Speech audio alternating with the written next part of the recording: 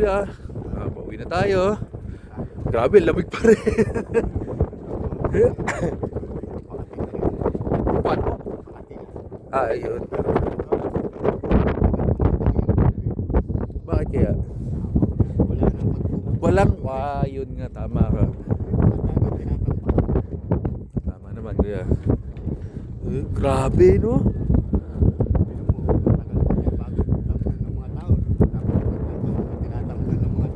Tama naman kuya. Correct.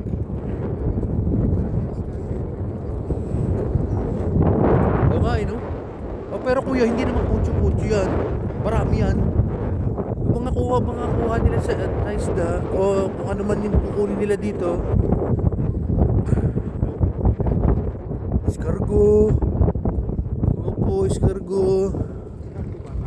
Escargot, opo. Bohol.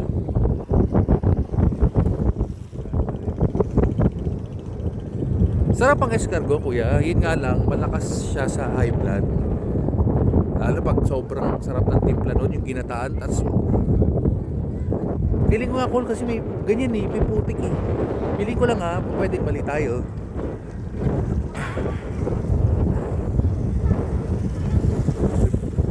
Bahay na kita ko. Kubo na natin.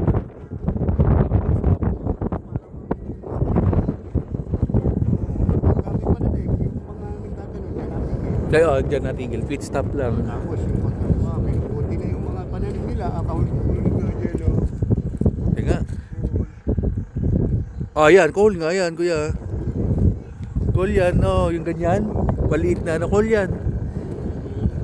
Ano yan kuya, lilinisan mo na yan. Tatanggalan mo ng buhangin. Pero kuya, syempre tao lang naman tayo lahat, di ba? Pag naglinis ka at nabenta mo yan, tapos hindi mo na double check, triple check, marami pa rin, may natataon na meron pa rin natitirang buhangin. Opo. Yan ang usual na customer complaint.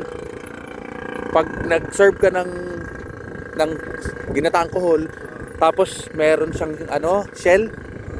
May bahay pa siya kuya, may bahay pa siya, tapos hindi mo nalinisan ng gusto. Nako po, pag may buhangin yun, matik yan, mako-complain ka na sa customer. Kaya kailangan maingat sa paglinis. Sipag mo, inaasarol lang. Oo nga. Solid.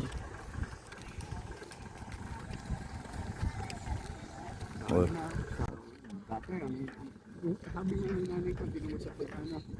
Palang araw, itong lugar na ito, magiging data. Kasi nga, dito eh.